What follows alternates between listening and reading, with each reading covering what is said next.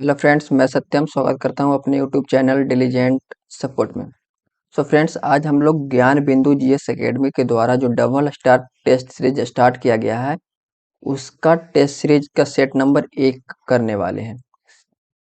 और ये test series अगर आप भी दरोगा का तैयारी कर रहे हैं तो आपके लिए बहुत इंपॉर्टेंट होने वाला। और ये जो टेस्ट सीरीज है वो ऑनलाइन और ऑफलाइन दोनों मोड में आयोजित की जाती है ज्ञान बिंदु जीएस एकेडमी के द्वारा ही।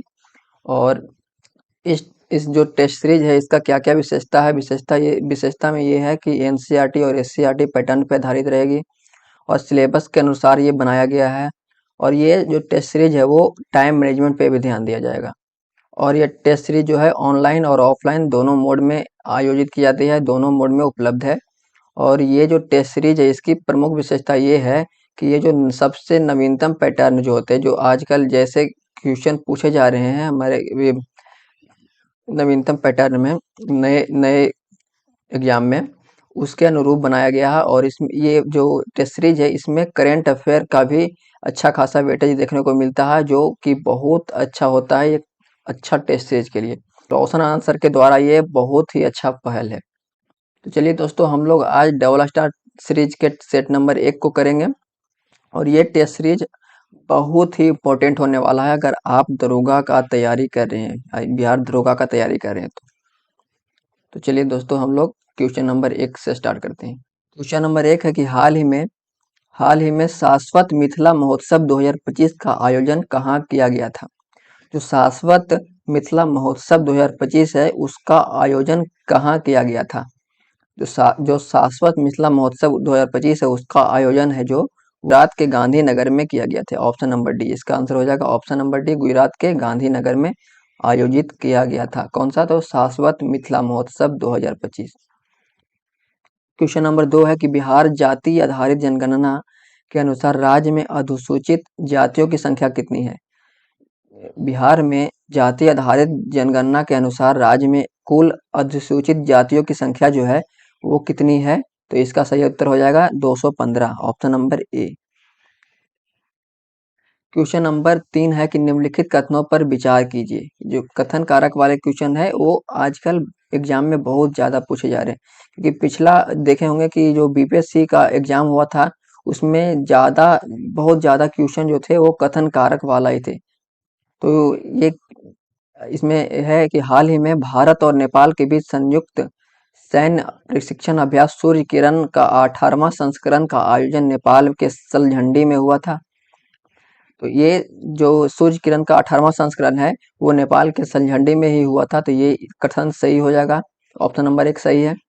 और इसमें है कि इस अभ्यास का आयोजन जो है वो 31 दिसंबर 2024 से 13 जनवरी 2025 के मध्य किया गया था। तो ये भी स्टेटमेंट सही है, ये भी कथन सही है। तो इसका सही उत्तर हो जाएगा 1 और 2 दोनों क्या है, सही है। चलिए अगला क्वेश्चन जाते हैं कि चौथा नंबर है कि हाल ही में Nag mark 2 anti tank guided missile जो है उसका सफल फील्ड मूल्यांकन परीक्षण निम्नलिखित में से किसके द्वारा किया गया था। जो Nag mark 2 anti tank guided missile है उसका परीक्षण, जो सफल परीक्षण है वो किसके द्वारा किया गया था। इसका उत्तर हो जाएगा इसरो के द्वारा। इसका सही उत्तर हो जाएगा ऑप्शन नंबर बी, इसरो, यानी कि इंडियन स्पेस रिसर्च ऑर्गेनाइजेशन के द्वारा। क्वेश्चन नंबर 5 है कि हाल ही में भारतीय सेना ने पैगोंग त्सो के तट पर निम्न में से किनके प्रतिमा का अनावरण किया है। तो हाल ही में भारतीय सेना के द्वारा पैगोंग त्सो के तट पर किनका प्रतिमा का अनावरण किया गया है। तो इसका सही उत्तर हो जाएगा छत्रपति शिवाजी महाराज। इसका सही उत्तर हो जाएगा छत्रपति शिवाजी महाराज की प्रतिमा है, उनका अनावरण किया गया था भारतीय सेना के द्वारा पैगोंग त्सो के तट है उसके आसपास। अगला है कि निम्न में से वह कौन सा देश है जिसने हाल ही में महिलाओं को बुर्का पहनने पर प्रतिबंध लगाने वाला नया कानून लागू किया है। तो वैसा कौन सा देश है जो महिलाओं के बुर्का पहनने पर प्रतिबंध लगाया है। तो इसका सही उत्तर हो जाएगा Switzerland. Option number C, Switzerland. Question number 7 है कि हाल ही में आए तूफान राफेल के विनाशकारी प्रभाव के बाद भारत ने किस देश के लिए मानवीय सहायता भेजी है। तो किस देश के मानवीय सहायता भेजा है। तो इसका सही उत्तर हो जाएगा क्यूबा। 7 का ऑप्शन नंबर हो जाएगा सी, ऑप्शन नंबर सी, क्यूबा। चलिए क्वेश्चन नंबर 8 की ओर बढ़ते हैं। क्वेश्चन नंबर 8 बोलता है कि जनवरी 2025 में 23वां दिव्य कला मेला का आयोजन निम्न में से कहाँ किया गया? जो 23वां दिव्य कला मेला का आयोजन है वो कहाँ किया गया है? तो 23वां दिव्य कला मेला का आयोजन जो है वो अकेटा स्टेडियम बड़ोदरा गुजरात में किया गया है। इसका सही उत्तर हो जाएगा option number B, Akota Akota stadium Vadodara Gujarat में 23वां दिव्य कला मेला का आयोजन किया गया है। अगला क्वेश्चन है 9 नंबर 9 है कि जागृति ऐप और जागो ऐप का निर्माण किस संस्थान के छात्रों ने किया है? तो जागृति ऐप और जागो के ऐप का जो निर्माण है वो किस संस्थान के छात्रों के द्वारा किया गया है? तो इसका सही उत्तर हो जाएगा IIT BHU बनारस। यानी अगला क्वेश्चन है कि 10 नंबर के हाल ही में आयोजित हुए भारत के 76वें गणतंत्र दिवस का केंद्रीय विषय क्या था? जो हाल ही में आयोजित हुआ था 76th रिपब्लिक डे, उसका जो थीम क्या था, उसका थीम क्या होगा? तो उसका सही उत्तर हो जाएगा स्वर्णिम भारत विरासत और विकास, ऑप्शन नंबर ए। इसका सही उत्तर हो जाएगा ऑप्शन नंबर ए, स्वर्णिम भारत और विरासत और विकास। स्वर्णिम भारत विरासत और विकास जो था इसका थीम था 76th जो हुआ था वो गणतंत्र दिवस का थीम था। 11 नंबर क्वेश्चन है कि हाल ही में ऑस्कर 2025 के लिए सर्वश्रेष्ठ विदेशी फिल्म की श्रेणी में भारत की कौन सी फिल्म को चुनी गई है? तो जो हाल ही में सर्वश्रेष्ठ विदेशी फिल्म की श्रेणी में भारत की कौन सा फिल्म को शामिल किया गया है? तो ये इसका सही उत्तर हो जाएगा ऑप्शन नंबर ये डी, लापता लेडीज है ना। इसका सही उत्तर हो जाएगा लापता लेडीज। केरल सरकार ने हाल ही में आपदा से निपटने के लिए कौन सी प्रणाली लॉन्च की है? तो केरल सरकार है ने हाल ही में आपदा से निपटने के लिए कौन सी प्रणाली का लॉन्च किया है? जो कवचम प्रणाली है जो केरल के सरकार के द्वारा आपदा से निपटाने के लिए इसका ये लॉन्च किया गया। क्वेश्चन नंबर 13 के निम्नलिखित में से किस राज्य में भारत का पहला ग्लास सी ब्रिज का निर्माण किया गया है? जो निम्नलिखित में से किस राज्य में भारत का पहला ग्लास सी ब्रिज का निर्माण किया गया है? तो ग्लास सी ब्रिज अगर बोले तो इसका सही उत्तर हो जाएगा तमिलनाडु, ऑप्शन नंबर ए।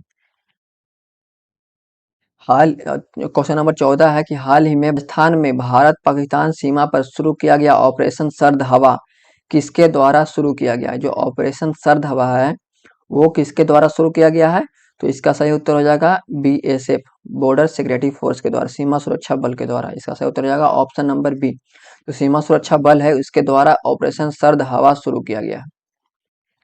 चलिए अब हम लोग क्वेश्चन नंबर 15 की ओर बढ़ते हैं। क्वेश्चन नंबर 15 है कि हाल ही में जीनोम इंडिया डेटा कॉन्क्लेव का आयोजन किस शहर में किया गया है? तो हाल ही में जो डेटा कॉन्क्लेव का आयोजन है, जो हाल ही में जीनोम इंडिया डेटा कॉन्क्लेव का आयोजन जो है वो किया गया है नई दिल्ली में। इसका ऑप्शन हो जाएगा ऑप्शन नंबर सी सही उत्तर हो जाएगा। हाल ही में जीनोम इंडिया डेटा कॉन्क्लेव का आयोजन कहाँ हुआ था? तो नई दिल्ली में हुआ था। क्वेश्चन नंबर 16 है कि निम्नलिखित में से किस राज्य में भारत का पहला भारत निर्मित सर्जिकल रोबोट ASI मंत्रा स्थापित किया गया है? इसका सही उत्तर हो जाएगा ऑप्शन नंबर बी यानी कि महाराष्ट्र में।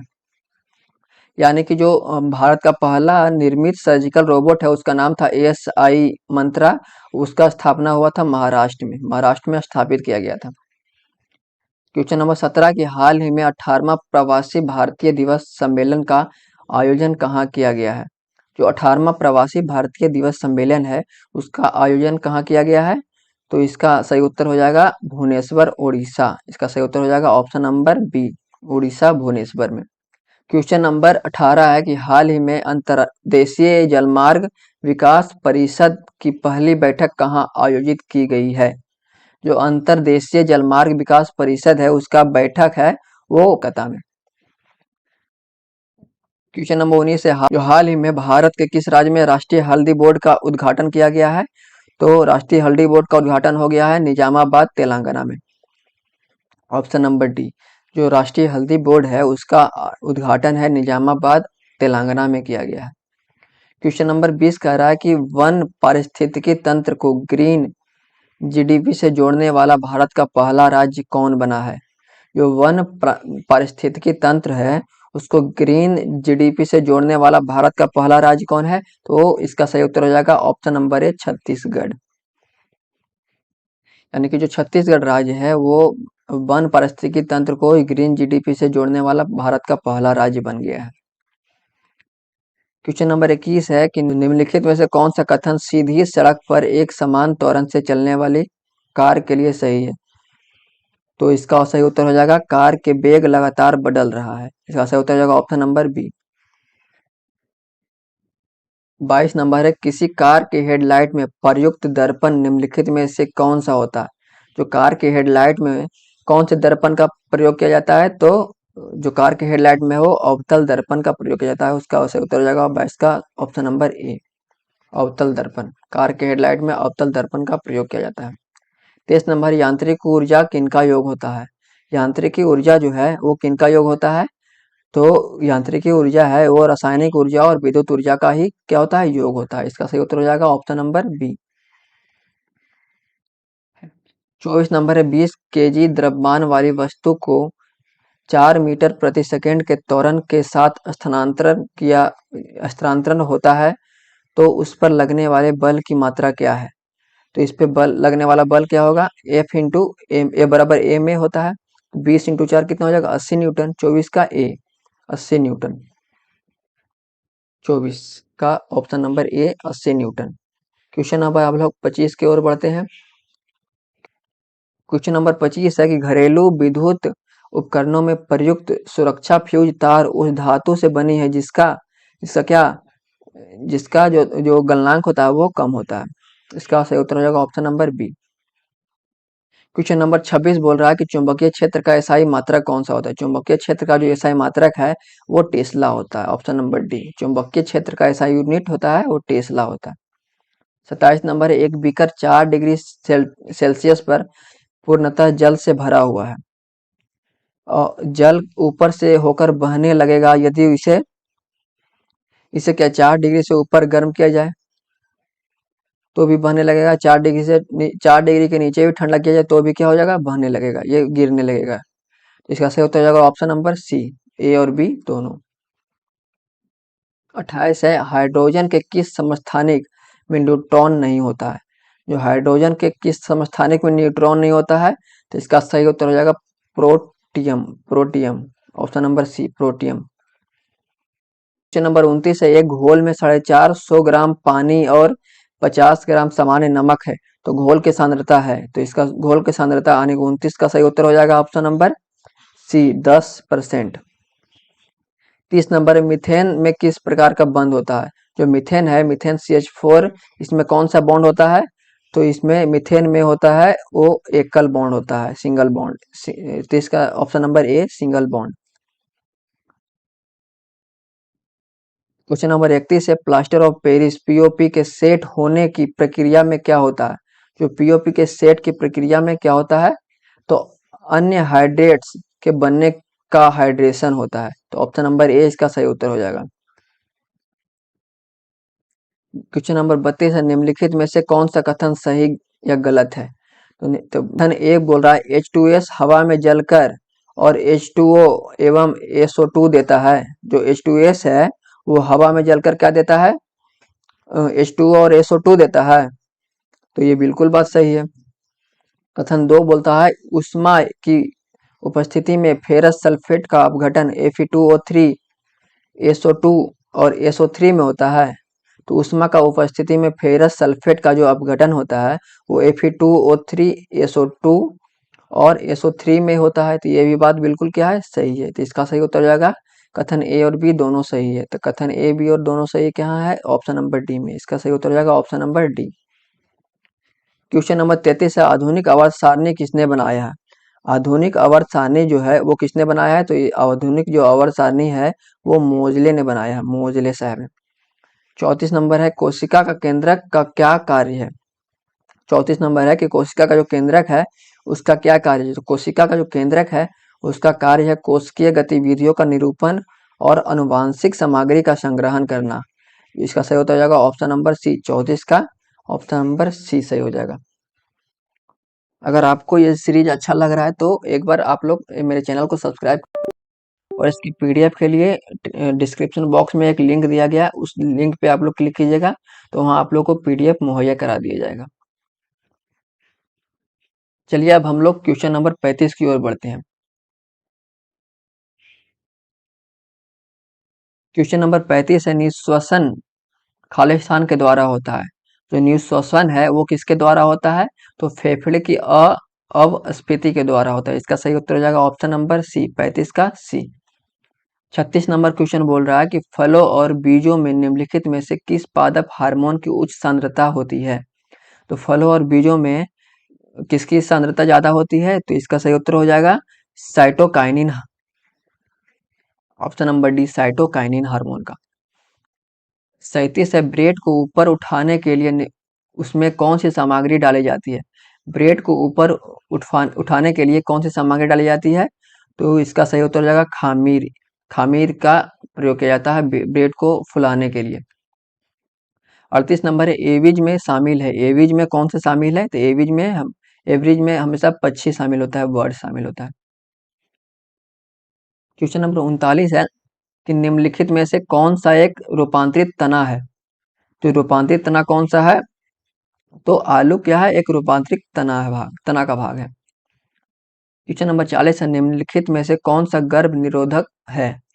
निम्नलिखित में कौन सा गर्भ निरोधक है? तो वो हो जाएगा 40 का डी, ये सभी सारे क्या है? ये गर्भ निरोधक है। 41 है, मानव मस्तिष्क का निम्नलिखित में से कौन सा भाग बुद्धि एवं चतुराई का केंद्र है? तो मानव मस्तिष्क का कौन सा भाग है जो बुद्धि एवं चतुराई का केंद्र है? तो वो उसका सही उत्तर हो जाएगा option number A, cerebrum. Option number A, cerebrum. Question number 42 है, निम्नलिखित में से कौन सा रोग प्रायः वायु के माध्यम से फैलता है?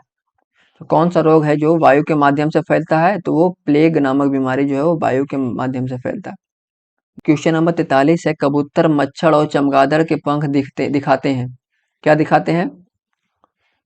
तो अभिसारी विकास दिखाते हैं। इसका सही उत्तर हो जाएगा ऑप्शन नंबर सी, अभिसारी विकास। अब है सूची 1 को सूची 2 से मिलाने वाला प्रश्न है। इधर पंचवर्षीय योजना, इधर प्राथमिकता यानी पंचवर्षीय। सबसे पहले ये देखते हैं प्रथम पंचवर्षीय योजना में क्या कृषि हुआ था, कृषि का विकास हुआ था। तो ए का ऑप्शन नंबर 2, तो ए का ऑप्शन नंबर कहाँ 2 है? तो ए का जो ऑप्शन नंबर 2 है बी और सी में है। तो बी और सी में ये हो सकता है, यानी कि ये तो नहीं होगा। द्वितीय पंचवर्षीय योजना में क्या हुआ था? द्वितीय पंचवर्षीय योजना में उद्योग का निर्माण हुआ था। उद्योग यानी कि 2 का 4, बी का 4 कहाँ है? तो इसका सही उत्तर हो जाएगा ऑप्शन नंबर बी, ये नहीं होगा। तो इसका नाम सॉरी 2 4 और सी पंचवर्षीय योजना, पांचवी पंचवर्षीय योजना में क्या हुआ था? गरीबी का उन्मूलन हुआ था। और डी में क्या हो जाएगा? ऑप्शन नंबर डी में 3 हो जाएगा, यानी कि क्या हो जाएगा? 4 2 4 1 3, 2 4 1 3 कहाँ है? 2 4 1 3 ऑप्शन नंबर बी में। इसका सही उत्तर हो जाएगा 2 4 1 3। चलिए अब हम लोग क्वेश्चन नंबर 45 की ओर बढ़ते हैं।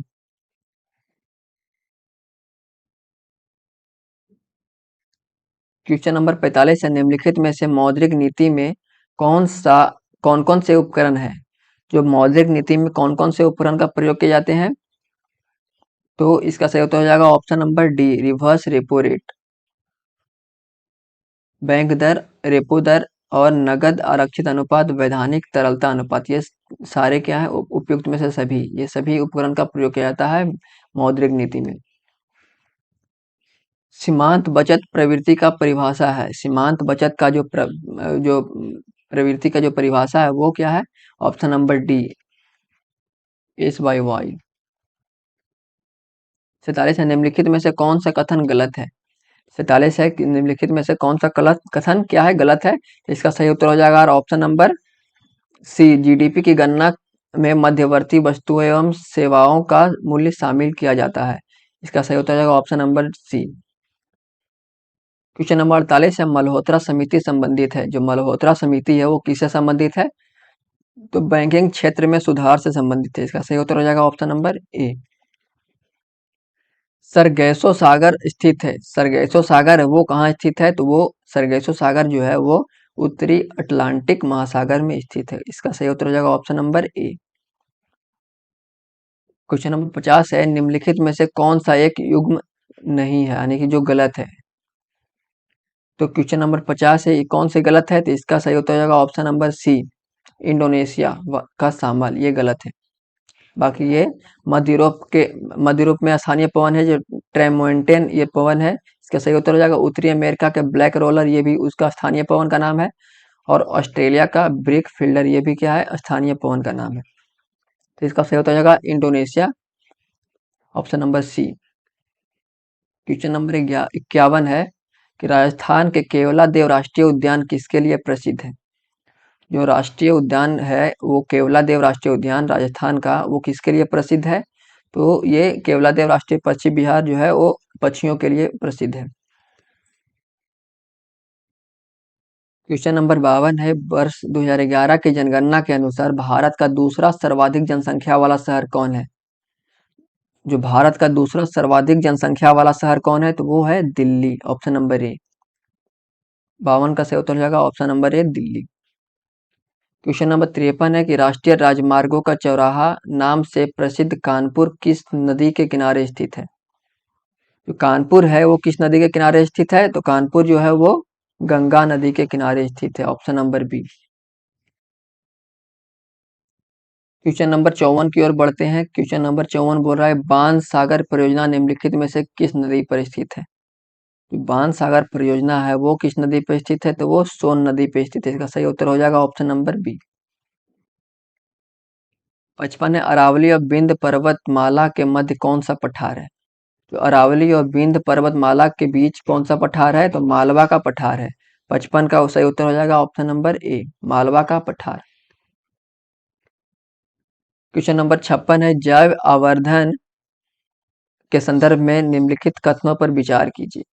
कथन 1 है कि इनकी सांद्रता प्रत्येक पोषक स्तर पर घटती जाती है। क्वेश्चन और ऑप्शन ये कथन 2 है कि घास स्थल परितंत्र को साफ का एक तृतीयक उपभोक्ता है।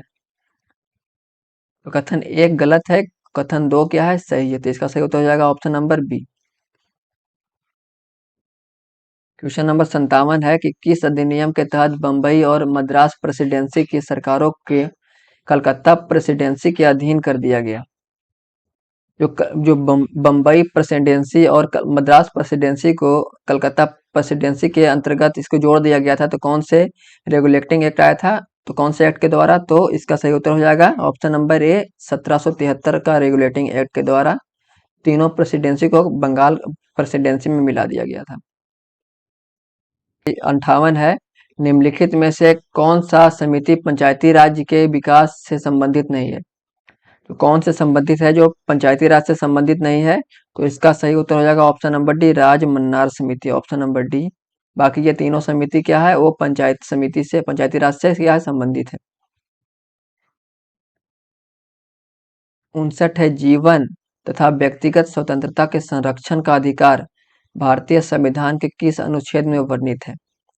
जो जीवन और व्यक्तिगत स्वतंत्रता का संरक्षण का जो अधिकार है वो किस अनुच्छेद में वर्णित है, तो ऑप्शन नंबर सी इसका सही उत्तर हो जाएगा अनुच्छेद 21। 59 का ऑप्शन नंबर सी।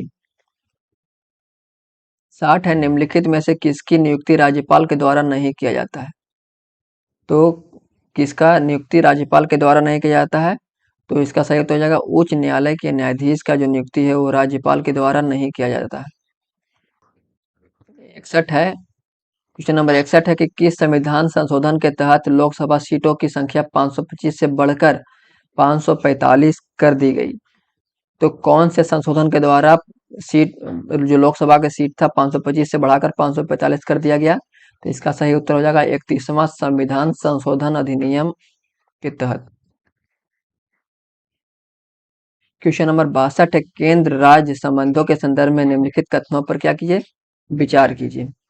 एक में भाग 11 में अनुच्छेद 245 से 255 तक विधायी संबंध है, और कथन 2 में है कि भाग 11 में अनुच्छेद 256 से 263 तक प्रशासनिक संबंध की चर्चा है। और भाग 11 में अनुच्छेद 268 से 293 तक वित्तीय संबंध की चर्चा है। तो इसका सही उत्तर हो जाएगा 1 और 2 सही, यानी एक जो कथन है वो और एक कथन 2 दोनों बाकी तीसरा कथन क्या है, गलत है। इसका सही उत्तर हो जाएगा option number A. Question number 53 है, सूची 1 को सूची 2 से मिलाने वाला। सूची 1 भाग 1, भाग 1 में क्या है, भाग 1 में क्या है, संघ एवं उसके राज्य है। इसका एक का एक हो जाएगा, एक का एक कहाँ है, तो एक बी और सी तो गलत हो गया, ये और डी होगा। बी का क्या होगा, भाग 8, भाग 8 में क्या है, केंद्र प्रदेशों के प्रशासन से, केंद्र शासित प्रदेशों के प्रशासन से संबंधित है भाग 8 में। तो बी का 4 कहाँ है, बी का 4, बी का 4 कहाँ है, ए का 1 बी का 4, ए का 1 बी का 4, ऑप्शन नंबर डी। ए भी गलती हो गया। सी क्या है, भाग 14, भाग 14 क्या कहता है, भाग 14 कहता है कि संघ एवं राज्यों के अधीन लोक सेवाओं का अधिकार, लोक सेवा यानी कि लोक सेवा का अधिकार। और भाग 18, भाग 18 क्या है, आपातकाल से संबंधित है। तो इसका सही उत्तर हो जाएगा option number D, 1432, 1432। Question number 64 है कि निम्नलिखित कथनों में से कौन सा कथन असत्य है। असत्य कथन को हमको चुनना है 64 का। अनुच्छेद 76 भारत का महान्यायवादी, ये अनुच्छेद 76 भारत के महान्यायवादी के बारे में है, ठीक है ये। ऑप्शन नंबर बी क्या है, अनुच्छेद 78 में भारत राष्ट्रपति को प्रधानमंत्री द्वारा सूचना प्रदान करता है, इसका सही उत्तर हो जाएगा, ये सही है। अनुच्छेद 88 संसद के सत्र सत्रावसान और भंग करता है, ये तो गलत है, ये गलत है। और 123 क्या है, अध्यादेश जारी करता है राष्ट्रपति, ये सही है। इसका सही उत्तर हो जाएगा ऑप्शन नंबर सी। 65 है, यदि एक घन के विकर्ण की लंबाई 6√3 है सेंटीमीटर है तो घन के किनारे की लंबाई ज्ञात करें। तो 65 का सही उत्तर हो जाएगा ऑप्शन नंबर ए, 6 सेंटीमीटर। ये आप लोग निकाल लीजिएगा, मैथ का प्रश्न है। 66, दो उम्मीदवारों के बीच एक चुनाव में 72% मत प्राप्त करने वाला एक उम्मीदवार 572 मतों के बहुमत से निर्वाचित होता है। डाले गए मतों की कुल संख्या ज्ञात करें। तो इसका 66 का सही उत्तर हो जाएगा ऑप्शन नंबर डी, 1300। 67 है, 25 संख्याओं का औसत 18 है, उनमें से पहली 12 संख्याओं का औसत 14 है और उनमें से अंतिम 12 संख्याओं का जो औसत है वो 17 है। तो 13वीं संख्या ज्ञात करें, जो 13वीं संख्या है ज्ञात करना है। 67 का सही उत्तर हो जाएगा ऑप्शन नंबर बी, 78, 78। 68 है, यदि किसी वस्तु पर कर में 20% की कमी की जाती है और उसकी खपत में 15% की वृद्धि की जाती है तो राजस्व में कितनी कमी होती है। तो 68 का सही उत्तर हो जाएगा ए, 8%। चलिए अब हम लोग क्वेश्चन नंबर 69 की ओर बढ़ते हैं। हिंदी का प्रश्न है, हिंदी में कि निम्नलिखित में से कौन सा स्त्रीलिंग है। तो स्त्रीलिंग को हमको चुनना है, तो कौन सा स्त्रीलिंग है, तो रचना क्या है, एक स्त्रीलिंग है। पंकज में कौन सा समास है, पंकज में कौन सा समास है, तो ये बहुव्रीहि समास है। आम क्या है, फल, तो आलू क्या है, आलू क्या है, एक तना है। 71 का सी हो जाएगा। उस विकल्प का चयन करें, क्वेश्चन नंबर 72 है, उस विकल्प का चयन करें जिसमें संख्याएं उसी तरह संबंधित है जिसे दिए गए सेट में संख्याएं। ये एक रीजनिंग का प्रश्न है, रीजनिंग का प्रश्न आप लोग कीजिएगा। इसका सही उत्तर हो जाएगा ऑप्शन नंबर सी, 12, 180 और 228। 73 है, रोम को मोर लिखा गया तो डेयर को क्या लिखा जाएगा। 73 का ऑप्शन नंबर डी, रेड लिखा जाएगा। 74 क्वेश्चन नंबर है कि select the option that expresses the given sentences in the active passive voice. यानी कि एक सेंटेंस दिया रहेगा, उसका वॉइस चेंज करना है, पैसिव वॉइस में कन्वर्ट करना। The meal was not prepared by us, इसका सही उत्तर हो जाएगा we did not prepare the meal. इसका सही उत्तर होगा ऑप्शन नंबर बी। इसका सही उत्तर हो जाएगा ऑप्शन नंबर बी। इसका एक्टिव, जो एक्टिव वॉइस, इसका पैसिव वॉइस हो जाएगा we did not prepare the meal. Select the option, question number 75 is select the option that can be used as a one word substitute for the given group of word। यानी कि fear of closed spaces, fear of जो closed spaces होता है वो क्या होता है, वो क्लस्ट्रोफोबिया होता है, क्लस्ट्रोफोबिया होता है, option number D, fear of closed spaces, claustrophobia. Agoraphobia होता है, एग्रोफोबिया जो होता है वो फायर से जो फियर होता है वो एग्रोफोबिया होता है। 76 है, निम्नलिखित में से कौन सी पुरानी शास्त्रीय भाषा है? सबसे पुरानी शास्त्रीय भाषा कौन सी है? तो वो है Tamil, option number C. Question number 77 है, पंडित रविशंकर का संबंध किस वाद्य यंत्र से है? जो पंडित रविशंकर जी हैं उनका संबंध किस वाद्य यंत्र से है? तो सितार वादक थे Pandit Ravishankar, option number B sitar वादक। क्वेश्चन नंबर 78 है, नीचे दिए गए बिहार के राजवंशों को कालना कालानुक्रम व्यवस्थित करें। काल के अनुसार क्या करें? व्यवस्थित करें। तो 78 का सही उत्तर हो जाएगा 2134, 2134, 2134, यानी कि मौर्य, कन्नब, पाल और कर्नाट। मौर्य, कन्नब, पाल और कर्नाट, 2134। 79 है, कर्नाट वंश के संस्थापक नान्यदेव ने कौन सी उपाधि धारण की थी? जो कर्नाट वंश के संस्थापक नान्यदेव है वो कौन सी उपाधि ली थी? तो कर्नाट कुलभूषण की उपाधि ली थी। कर्नाट वंश के संस्थापक नान्यदेव कर्नाट कुलभूषण की उपाधि लिए थे। क्वेश्चन नंबर 80 है, निम्नलिखित में से कौन सा जिला बिहार के कृषि जलवायु क्षेत्र जोन 3A के अंतर्गत आता है? तो शेखपुरा और मुंगेर जो है वो कृषि क्षेत्र 3A के अंतर्गत आता है। जो सही उत्तर हो जाएगा ऑप्शन नंबर बी। 81 है, फ्रांस में राज्य द्वारा तीसरे स्टेट के लोगों से वसूल किए जाने वाले करों को क्या कहा जाता है? जो फ्रांस की क्रांति के समय तीसरे स्टेट से जो कर लिया जाता था उसको क्या कहा जाता था? तो उसको टाइल कहा जाता था। इसका सही उत्तर हो जाएगा ऑप्शन नंबर डी।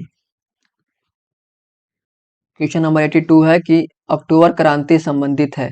अक्टूबर की क्रांति है वो किससे संबंधित है? तो अक्टूबर की क्रांति जो है वो रूस की क्रांति से संबंधित है, ऑप्शन नंबर डी। 83 है, निम्नलिखित को सुमेलित कीजिए और कूट का प्रयोग करके उसका सही उत्तर ज्ञात कीजिए। इसको निकालने के लिए क्या करते हैं? सबसे पहले जो आता है उसको निकाल लीजिए। हाथी गुम्फा अभिलेख किसका है? हाथी गुफा अभिलेख है वो किसका है? तो कलिंग नरेश खारवेल। ए का दो कहाँ है? तो ए और बी में, सी और डी तो क्या हो जाएगा? गलत हो जाएगा। जूनागढ़ किसका है? रुद्रदामन का। सी का एक कहाँ है? सी का एक ए वाला, यानी कि बी भी क्या हो जाएगा? गलत। इसका सही होता जाएगा ऑप्शन नंबर ए, 2 3 1 4। तो इसका हो जाएगा दो। एहोल प्रशस्ति, एहोल अभिलेख किसका है? पुलकेशिन द्वितीय का। और भीतरी स्तंभ लेख किसका है? तो यह है स्कंदगुप्ता, डी का 4। तो इसका सही उत्तर हो जाएगा 2 3 1 और 4। क्वेश्चन नंबर 84, अभिलेखों का अध्ययन क्या कहा जाता है? जो अभिलेखों का अध्ययन है उसको क्या कहते हैं? तो एपिग्राफी कहते हैं। इसका सही उत्तर हो जाएगा ऑप्शन नंबर सी, एपिग्राफी। अभिलेखों का अध्ययन एपिग्राफी कहलाता है। क्वेश्चन नंबर 85 है, निम्नलिखित कथनों पर विचार करिए। कंदरिया महादेव का मंदिर द्रविड़ शैली में बना है। जो कंदरिया महादेव का मंदिर है वो द्रविड़ शैली में बना है, तो द्रविड़ शैली में नहीं बना है, ये गलत हो गया। और गुप्त शासकों ने शीशे के सिक्के सर्वाधिक जारी किए हैं। गुप्त शासक के शीशे के सिक्का नहीं बल्कि सोने के सिक्का सर्वाधिक जारी किए हैं, तो ये भी तो हो गया गलत। इसका सही होता जाएगा 1 और 2 दोनों गलत, यानी कि इनमें से कोई नहीं, ऑप्शन नंबर डी। 86 है, 86 है, निम्नलिखित में से कौन सा वेद त्रय का हिस्सा है? कौन सा वेद जो है वो त्रय का हिस्सा है? तो ऋग्वेद, यजुर्वेद और सामवेद, ये तीनों क्या है? त्रय का हिस्सा है। इसका सही उत्तर रहेगा 1 2 और 3, option number C. Question number 87 है, ब्राह्मण साहित्य को कालानुक्रम अवरोही क्रम में आयोजित करें। अवरोही यानी कि घटते क्रम में आयोजित करें। तो सबसे पहले क्या लिखा गया है? वेद लिखा गया था, फिर ब्राह्मण, फिर आरण्यक, सबसे लास्ट में उपनिषद। इसका सही उत्तर हो जाएगा ऑप्शन नंबर ए, 87 का ऑप्शन नंबर ए। अब हम लोग बढ़ते हैं क्वेश्चन नंबर 88 की ओर। तो 88 है कि वेदांग वेदांग की संख्या कितनी है? तो वेदांग की संख्या जो है वो कितनी है? वो 6 है, कुल 6 वेदांग है। अगला है क्वेश्चन नंबर 89, दिल्ली सल्तनत काल के दौरान प्रचलित विभिन्न विभागों को सुमेलित करें। जो विभाग हैं उनको सम्मिलित करना है। और तो 89 है दीवान ए बिजारत। दीवान ए बिजारत क्या था? तो दीवान ए बिजारत एक था राजस्व एवं वित्त विभाग था। दीवान ए आरिज, आरिज क्या था? एक सैन्य विभाग था। दीवान ए रिसालत, दीवान ए रिसालत क्या था? एक विदेश मंत्री था। और दीवान ए इंसा क्या था? वो संचार पत्राचार विभाग था। तो इसका सही उत्तर हो जाएगा सी, ए, डी और बी। सी, ए, डी और बी, ऑप्शन नंबर ए। 89 का ए सही उत्तर हो जाएगा। क्वेश्चन नंबर 90, अकबर द्वारा शुरू किए गए विभिन्न सुधारों को उनके काल अनुक्रम कौन सा सही है? तो अकबर के द्वारा जो शुरू किया गया था सुधार, वो इसका कौन सा सही है? तो इसका सही उत्तर हो जाएगा ऑप्शन नंबर सी। ए और डी सही है, बाकी सब गलत है। ए, ये सही है और डी सही है, बाकी ये दोनों क्या है? गलत है। इसका सही उत्तर हो जाएगा ऑप्शन नंबर सी। ए और डी सही है। क्वेश्चन नंबर 91 है, निम्नलिखित में से कौन विदेशी यात्री विजयनगर साम्राज्य में आए थे? कौन से विदेशी यात्री जो है विजयनगर साम्राज्य में आए थे? तो कौन से आए थे? तो निकोलो क्वांटी आए थे और सीजर फ्रेडरिक आए थे। तो 91 का हो जाएगा ए और सी दोनों सही है। तो ए और सी, ऑप्शन नंबर डी सही है। क्वेश्चन नंबर 92 है, 92 है, दक्षिण भारत में भक्ति आंदोलन का उल्लेख सर्वप्रथम किस ग्रंथ में मिलता है? तो दक्षिण भारत में भक्ति आंदोलन का जो है उल्लेख वो किस में मिलता है? वो मिलता है तिरुमुरई और प्रबंधम, प्रबंधम, यानी कि बी और सी इसका सही होता जाएगा ऑप्शन नंबर सी। जो तिरुमुरई और प्रबंधम है वो दक्षिण भारत में भक्ति आंदोलन का उल्लेख मिलता है, यही दोनों ग्रंथ। क्वेश्चन नंबर 93, 93 तहकीकात कमेटी निम्नलिखित में से किससे संबंधित है? जो तहकीकात समिति था वो किससे संबंधित है? तो भारतीय शिक्षा की प्रगति की समीक्षा करना इसका संबंधित है तहकीकात समिति से। तो ऑप्शन नंबर सी इसका सही उत्तर हो जाएगा 93 का सी। सूची 1 को सूची 2 से मिलान कीजिए। विदेशी कंपनी और भारत में स्थापित पहली फैक्ट्री, इसको हम लोग मिलाते हैं 94। इसका पहले ऑप्शन देखते हैं। पुर्तगाल, पुर्तगाली क्या है? पुर्तगाली अपना सबसे पहला फैक्ट्री कहाँ लगाया था? कोचीन में लगाया था। तो ए का सी, तो ए का सी है इसका, ए का सी। इसका बताते हैं ऑप्शन, इसका 94 का ऑप्शन नंबर सी, 3142, 3142 इसका सही उत्तर हो जाएगा। क्वेश्चन नंबर 95, निम्नलिखित में से किस आंदोलन के दौरान बानर सेना एवं मंजरी सेना का गठन किया गया था? तो किस आंदोलन के दौरान जो है वो बानर सेना और मंजरी सेना का गठन किया गया था? तो सविनय अवज्ञा आंदोलन के दौरान क्या था? वो बानर सेना और मंजरी सेना का गठन किया गया था। तो इसका सही उत्तर हो जाएगा option number D. Question number 96 है, निम्नलिखित में से किसने सहायक संधि को स्वीकार नहीं किया था? तो सहायक संधि को स्वीकार नहीं करने वाले होलकर परिवार थे। तो ऑप्शन नंबर सी इसका सही उत्तर हो जाएगा option number C, Holkar. Question number 96 है, राजा राम मोहन राय के संबंध में असत्य कथन की पहचान कीजिए। जो राजा राम मोहन राय का के संबंध में असत्य कथन की क्या करें? पहचान करें। तो 97, इसने अशुद्धि शुद्धि आंदोलन चलाया था। तो ये चलाए थे, ऑप्शन ये तो सही है। ऑप्शन नंबर ए इसका सही उत्तर हो जाएगा ऑप्शन नंबर ए, बाकी दोनों ये क्या है? गलत है। नवजीवन नामक पत्रिका का प्रकाशन किसने किया था? जो नवजीवन नामक पत्रिका है इसका संपादन किसने किया था? तो महात्मा गांधी के द्वारा किया गया था नवजीवन पत्रिका का प्रकाशन। 1916 के लखनऊ लखनऊ समझौते निम्नलिखित में से किनके बीच हस्ताक्षरित हुए थे? तो जो लखनऊ समझौता है वो किसके द्वारा हस्ताक्षरित हुए थे? तो बाल गंगाधर तिलक और मोहम्मद अली जिन्ना के बीच हस्ताक्षरित हुए थे। इसका सही उत्तर हो जाएगा ऑप्शन नंबर ए, बाल गंगाधर तिलक और जिन्ना। क्वेश्चन नंबर 100 है, इलाहाबाद की प्रथम संधि 12 अगस्त 1765 को निम्नलिखित में से किनके बीच हुआ था? तो इलाहाबाद की जो प्रथम संधि है 12 अगस्त 1765 में हुआ था। किसके बीच हुआ था? तो रॉबर्ट क्लाइव और मुगल बादशाह शाह आलम द्वितीय के बीच हुआ था। तो ऑप्शन नंबर सी इसका सही हो जाएगा, रॉबर्ट क्लाइव और मुगल बादशाह शाह आलम द्वितीय के बीच। तो फ्रेंड्स, अगर आपको ये सीरीज अच्छा लगा हो तो आप लोग एक बार वीडियो को लाइक कर दीजिएगा और चैनल को सब्सक्राइब कर दीजिएगा। और ये 1 से 100 तक सारा क्वेश्चन का पीडीएफ जो है वो मेरे टेलीग्राम पे भेज दिया जाएगा, नीचे डिस्क्रिप्शन में लिंक है।